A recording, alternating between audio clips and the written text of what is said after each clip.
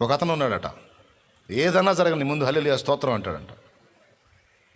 ఏదన్నా జరగని అన్నిటికీ స్తోత్రమే. గాలివాన వచ్చి ఇల్లు కొట్టుకుపోయిందంట.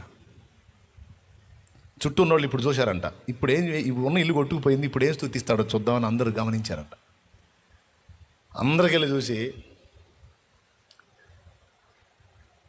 గాలివానికి ఇల్లు కొట్టుకుపోయిందిగా, అందరికి వెళ్ళి చూసి,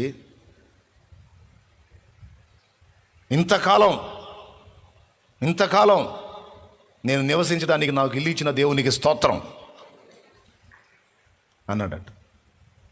మరి ఇప్పుడు లేదుగా, ఇంతకాలం ఇలాంటి గాలివానం రానినందుకు దేవునికి స్తోత్రం అన్నాడంట. స్తోత్రం ఏ వంకైనా చూడు, ఏదో ఒక స్తోత్రమే.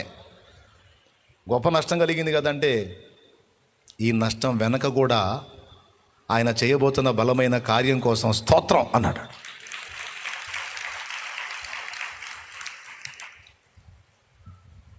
ఏం స్తోత్రం? కొట్టుకుపోయింది, ఇంకా ఏం స్తోత్రం అంటే, గవర్నమెంట్ వాళ్ళను ఏదో సంస్థ వాళ్ళు ఇద్దరు కలిసి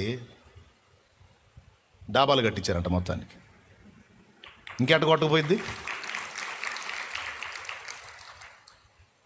తర్వాత చెప్పాడు, గాలివాన రాకపోతే, నా ఇల్లు పోకపోతే నాకు డాబా వచ్చేదా?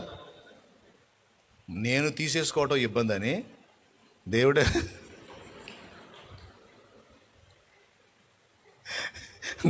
దేవుడే ఇల్లుకు ప్రతిగా ఇల్లు వచ్చినాయి, సామాన్లు ప్రతిగా సామాన్లు వచ్చినాయి, దుప్పటితో సహా ఇచ్చిపోయారు గవర్నమెంట్ వాళ్ళు. దేవునికి స్తోత్రం కలుగుతుంది. నా దేవుడు సార్, నా దేవుడు.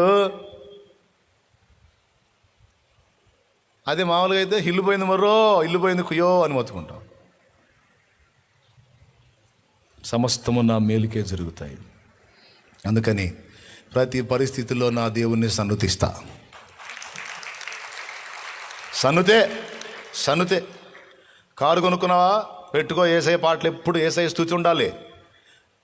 ఇల్లుందా, ఇంట్లో దరిద్ర పాటలు పెట్టు, యేసయ్య స్తుతి పాటలే. ఖాళీ దొరికిందా, మందిరానికి పో, ఏకాంతానికి పో, కూర్చో, పాడుకో. ఆ పాటల్లోనే ప్రార్థనలు ఉంటాయి, ఆ పాటల్లోనే దేవుని సన్నిధి ఉంటుంది, ఆ పాటల్లోనే దేవుణ్ణి తాకి అనుభవం ఉంటుంది. పాడుకో, మాట్లాడుకో, ఆనందించు, ఆరాధించు, సన్నుతించు. నువ్వు ఆయన, ఆయన నువ్వు. అంతే. ఆయన ప్రపంచం, నువ్వు అంతే. నీ ప్రపంచం ఆయన, ఇంకెవరు ఎంటర్ కాకూడదు. ప్రభా నువ్వు, నేను. బెడ్ మీద ఉన్నావా, మంచంలో ఉన్నావా, స్తుతించు. లెగుస్తావు అక్కడి నుంచి, అంతే. అవసరమైతే సైతాన్ గాడిని వచ్చి నీ కాళ్ళు పట్టుకుని లేపుతాడు.